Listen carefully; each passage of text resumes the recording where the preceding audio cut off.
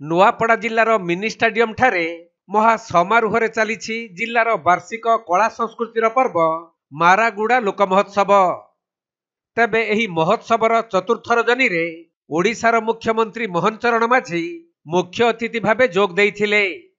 Nuapada गुटमायर strip रे मुख्यमंत्री संध्या समय रे पहुंचीबा परे बीजेपी कर्मकर्ता माने तांको भव्य स्वागत करी एक शोभायात्रा माध्यम रे पाछटी नैथिले। परे महोत्सव मंचरे नुआपड़ावासी तरफरु पूर्वतन सांसद बसंत पंडा मुख्यमंत्री को उपढौकन देई संबर्धित करथिले। यहा परे मुख्यमंत्री जगतरनाथ जगन्नाथଙ୍କ निकटरे प्रदीप प्रज्वलन करी निजर अभिभाषण रखिथिले। एही अवसर रे से नुआपड़ा जिल्लार विभिन्न विकासमूलक कार्य उपरे आलोकपात करिबा सह गणमाध्यम आगरे प्रतिक्रिया रखिथिले।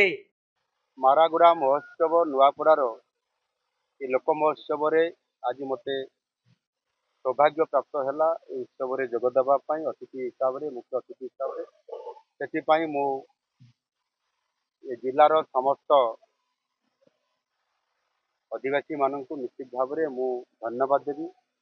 12 वर्ष पर मारागुड़ा महोत्सव एक नुआ गौरवर हिसाब से आसिक पहुंची नुआ आशा उद्दीपना सहित एक समृद्ध जिले में आगक नापी बहुत बड़ा गोटे भूमिका उत्सव नेब बोली मु आशा करुच्ची। जिलार कला साहित्य संस्कृति एवं वाणिज्यर वार्तावह हिसाब से ये मारागुड़ा महोत्सव आज गोटे मुख्य भूमिका नौ जिला प्रशासन तरफ जिलार बुद्धिजीवी मान तरफ जिलार लोक मान तरफ ये उत्सव कर निश्चित भाव में मु आज अत्यंत आनंदित। बड़ कथा हूँ आज ये मारागुड़ा महोत्सव जहाँ कि एक सिंधु सभ्यता भली मारागुड़ा सभ्यता दिने ये अंचल गढ़ी उठीला आहार आज आज पुनर्जीवित एवं लोकों भितर गोटे आशार संचार हो आम अंचल अत्यंत प्राचीन सभ्यता थिबा ये अंचल आगामी दिन में एक समृद्ध जिला हिसाब से विकसित हो पार आर्थिक दृष्टिकोण आगक जापर ये प्रकार जो उत्साह बढ़ी निश्चित भाव में एक ये अंचल जहाँकि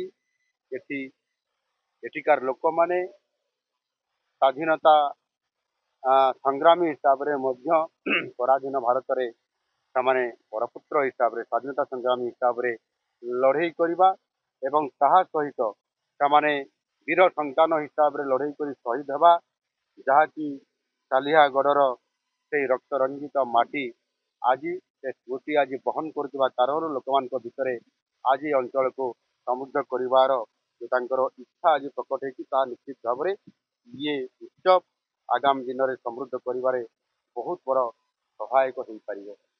तेणु मुझे राजपथर विकास रेलपथर विकास सहित विशेष करके जलसेचन व्यवस्था को किभली भाव में रुद्धिमंत करहब 99% पर्यंत ये जलसेचन हबार स्कोप अच्छी सुजोग अच्छी आज मुझे सरकार मुखिया हिसाब से एवं जलसंपद विभाग दायित्व मो पाखे थी कारण मु प्रतिश्रुति ये अंचल लोक मान आज मु जहाँ देखिली। नुआपड़ा जिल्लारू चंद्रशेखर बेहेरा रिपोर्ट कोणार्क लाइव।